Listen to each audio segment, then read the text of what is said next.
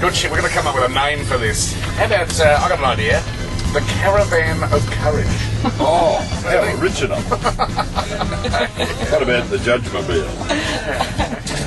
Because we are going to be judging other drivers, aren't we? Oh, mobile justice. Hey? Mobile justice. It's just this silly road down here that I have to come down every morning. What are they building next door here? Something that's taken Big a long building. time. Yeah, it must be a big building. What are you expecting, Birdzo? It gives A child, by the look of it. Sorry. very funny. Don't say that again. Oh, I can talk. Hey, Birdzo, Yes. what are you expecting? I'm expecting to see a lot of idiots on the road because that's what I see every day. Ross? I was thinking how few times in my life that I've ever dropped my children at school in the morning. So, I can't remember the last time I've ever been in peak hour traffic. So, I don't know what I'm going to see. But given the thrust of calls we get from people in the morning, I assume to see a lot of people sitting there doing very, very little. Well, find out whether the Monash is indeed a car park. Well, we found out, didn't we, on the grand final eve 3 years ago. 2008. You got stuff. Yeah, we went into Waverley to see the Hawthorn's final successful preparation for the 2008 grand final, and then we finished at 8:30 and then we arrived in South Melbourne and got the shock of our life. What's the law on lane change? When safe to go or safe to do so or something? Well, keep an eye on that little green car to see how much time it has saved by lane changes. We're about to go past that car. That's that little green car on the right. It's changed lanes 3 times. We're about to cruise past it.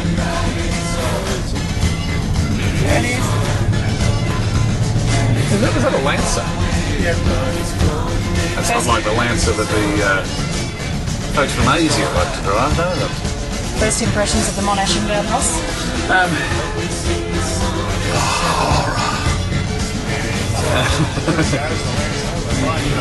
The lane changer, it's quite extraordinary. We're a long way from. What's that expression? That's right. And a long way from home. It is unbelievable. Look at the sign. What does the sign say? Traffic light. 22 minutes before 8 as the Affinity Stretch Limo Hummer does a 10-point turn to get out of the service station here. We're about to get onto the Monash using the Warrigal Road on-ramp, as I understand it. We're going to prang on the Murrumbidgee Road, railway crossing, no trains running along the Dandenong Cranbourne-Pakenham line. Could you give me the highlight of our stop here at the BP in Warrigal Road, Burnzo? The highlight was the lady in the silver Mitsubishi Lancer who had her earrings on and was in her dressing gown. Standing next to the pump, with her daughter in school uniform being dropped off at a nearby school, and she was in a dressing gown filling the car up with petrol. She looked absolutely resplendent. But she didn't go in and pay. She sent the daughter in the school uniform. We are about to rejoin the Monash. We're surveying and sampling the roads of Melbourne this morning. The Warrigal Road appears to be moving beautifully, and we're joined by Sergeant Mick Free from Stonington Highway Patrol. Good morning to you, Sarge. Good morning. Hey, welcome to the back of the Hummer.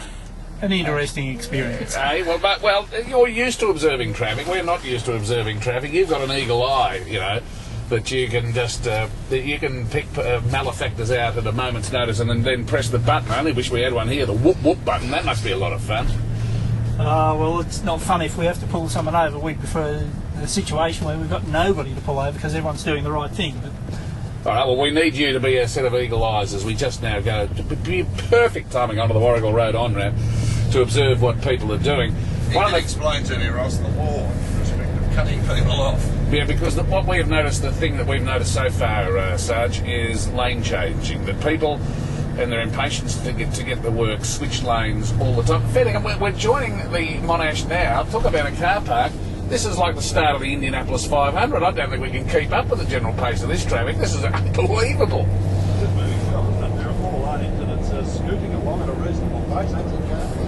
Yeah, and that's only at Warrigal Road. So I assume that people who normally traffic on the Monash tell us that at 7:40, 20 minutes to 8, that this unusual? Is this usual? Is this what the Monash is like? 96900, 693. What's the law in relation to lane changing, Sergeant? Look, you have to be clear and it has to be safe for you to change. You don't get an automatic right once you turn your indicator on to change lanes. You still have to make sure it's safe. That really comes down to if somebody has to do something to avoid you, then it's clearly not safe. Is it the law, Sergeant, that you must turn your indicator on after you've changed lanes? Unfortunately, we see that quite often, but you actually do need to indicate that you're intending to change lanes before you change. So you need to turn it on before you make the change. And what's the sort of traffic, what's the thing that attracts the most attention for you? Because this is your police car is a bit like a grandstand traffic-wise, isn't it? That you sit there and you have a grandstand view of the motorists of Melbourne.